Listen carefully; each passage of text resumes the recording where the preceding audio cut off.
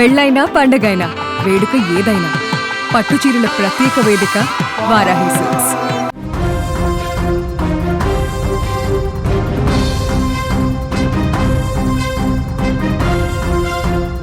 అర్ధరాత్రి వేళ ప్రేమించిన యువతిని కలిసేందుకు వెళ్లిన ఓ యువకుడి ఉదాంతం తీవ్ర ఉత్కంఠకు ఆందోళనకు దారితీసింది. యువతి ఇంటి మేడపై నుంచి పడి యువకుడు అపస్మారక స్థితిలోకి వెళ్లడం, ఇది హత్యాయత్నమని కుటుంబం ఆ యువకుడి బంధువులు ఆరోపించడంతో పూర్తిగా ఆ యొక్క పాలవలస గ్రామంలో ఉద్రిక్త పరిస్థితి ఏర్పడేటువంటి సిచ్యువేషన్ నెలకొంది. ఆనందపురం మండలం చందక పంచాయతీ పరిధిలోని ఎడ్లవారి కళ్ళ గ్రామానికి చెందిన ఓ యువకుడు ఇంటర్ చదువుతున్నాడు. అదే మండలంలోని పాలవలసకు చెందినటువంటి యువతితో అతనికి గతంలోనే పరిచయం ఉంది. కొంతకాలం వారిద్దరి మధ్య ప్రేమ వ్యవహారం సాగినట్టుగా సమాచారం. అయితే మధ్యలో కొన్ని కారణాల వల్ల కొన్నేళ్ల పాటు ఒకరినొకరు దూరంగా ఉన్నారు. రాజమహేంద్రవరానికి చెందినటువంటి సదరు యువతి తండ్రి చనిపోవడంతో ఆమె మేనమామలు బాధ్యత తీసుకొని యువతిని, ఆమె తల్లిని, తమ్ముడిని పాలవలసకు తీసుకువచ్చారు. అక్కడ వారు నివాసం ఉంటూ యువతిని చదివిస్తున్నారు. సుమారు ఒక 4-5 నెలల క్రితం యువతికి ఆ యువకుడికి మధ్య మళ్ళీ పరిచయం ఏర్పడి స్నేహంగా మారింది. ఈ నేపథ్యంలో గత శనివారం రాత్రి యువతి తనను కలవాలని ఫోన్ ద్వారా యువకుడికి సమాచారం అందించినట్టుగా తెలుస్తోంది. సో యువకుడు రాత్రి సమయంలో ఆమె ఇంటికి వెళ్ళాడు కలవడానికి. ఇంట్లో అందరూ నిద్రిస్తుండగా యువతి బయటకు వెళ్ళింది. చాలాసేపటి వరకు ఆమె తిరిగి రాకపోవడంతో అనుమానం వచ్చినటువంటి కుటుంబ సభ్యులు కూడా ఇంటి పరిసరాలలో వెతకడం ప్రారంభించారు. అయితే అదే సమీపంలో నిర్మాణంలో ఉన్నటువంటి భవనం మేడపైన వీరిద్దరూ ఉన్నట్లు గుర్తించిన యువతి తరపు బంధువులు అక్కడికి వెళ్ళారు. కొద్దిసేపటికే ఆ యువకుడు మేడ మీద నుంచి కింద పడిపోయాడు. తీవ్ర గాయాలతో ఇప్పుడు అపస్మారక స్థితిలోకి వెళ్లిన యువకుడిని విశాఖలోని కేజీహెచ్ ఆసుపత్రికి తరలించారు. పరిస్థితి విషమంగా ఉండడంతో మెరుగైనటువంటి వైద్యం కోసము ప్రైవేట్ ఆసుపత్రికి తరలించినట్టుగా సమాచారం. ఇక ఇదిలా ఉంటే ఈ ఘటన పైన ఇప్పుడు 2 భిన్నమైనటువంటి వాదనలు బయటకు వస్తున్నాయి. తాము మేడపైకి వెళ్ళగానే యువకుడు భయంతో అక్కడి నుంచి దూకేశాడని చెప్పేసి వారు వాదిస్తుంటే, తమ అబ్బాయిని మేడ మీద నుంచి వాళ్ళు తోసేశారు అంటూ యువతి తరపు వారు అతన్ని తీవ్రంగా కొట్టి కిందకు తోసేసి అత్యయత్నం చేశారని ఆ యువకుడి తరపు బంధువులు ఆరోపిస్తున్నారు.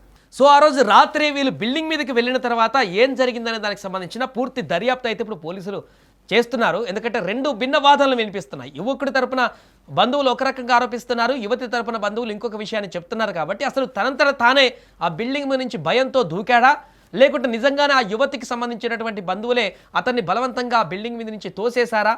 ఈ 2 వాదనలకు సంబంధించినటువంటి పూర్తి వివరాలు అయితే పోలీసులు సేకరిస్తున్నారు. అంతకంటే ముందే గ్రామంలో ఇరు వర్గాల మధ్య ఇప్పుడు తీవ్రమైనటువంటి ఉద్రిక్త వాతావరణం నెలకొనడంతో అక్కడ ఒక శాంతియుత వాతావరణం నెలకొల్పడానికి పోలీసులు కూడా రంగంలోకి దిగారు. మా అబ్బాయిని 11 గంటలకి ఫోన్ చేసి రమ్మన్నారంట. వెళ్ళాడు.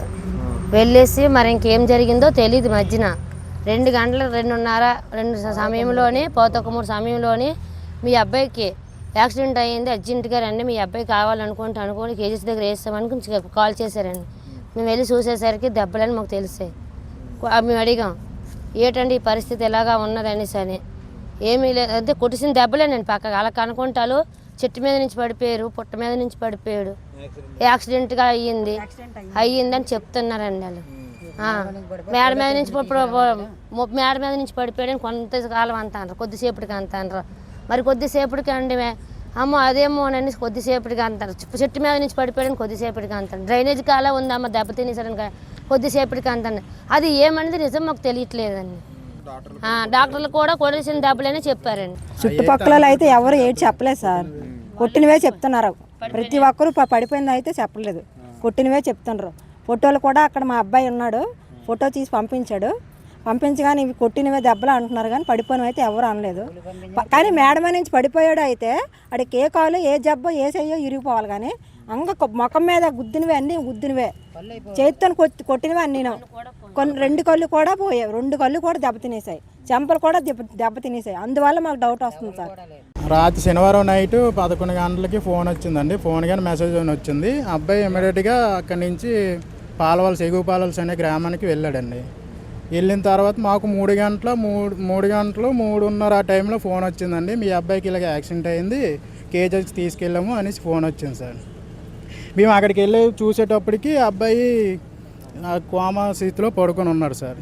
మేము అబ్బాయి పరిస్థితి చూసి ఇక్కడ అయితే బాగోదని ఇమీడియట్గా ఇక్కడ మెడికల్ హాస్పిటల్కి తరలిచ్చాం సార్. డాక్టర్లు ఏమంటున్నారండి అబ్బాయి? డాక్టర్లు అయితే చెప్పలేమంటున్నారు సార్, 40 అవర్స్ దాటితే కానీ ఏం చెప్పలేమంటున్నారు. అది సార్ ఇది ఎవరు చేస్తారండి మీరు అనుమానిస్తున్నారు? మేమైతే అనుమానించింది అమ్మాయిలు మేనమామలే సార్. అదైతే 100కి 100% కొట్టారు సార్. కొట్టడం కాదండి, చంపడానికే చూశారు. దేవుడి దయ వల్ల మాకు తెలిసింది. వాళ్ళు మరి ఏమనుకున్నారో తెలీదు, హాస్పిటల్కి తీసుకెళ్లారు సార్. అది వాళ్ళే కొట్టారు, వాళ్ళే తీసుకెళ్లారండి. అది సార్, మాకు మీ వల్ల ఏమైనా న్యాయం జరుగుతుందని మేము ఆశిస్తున్నాం సార్.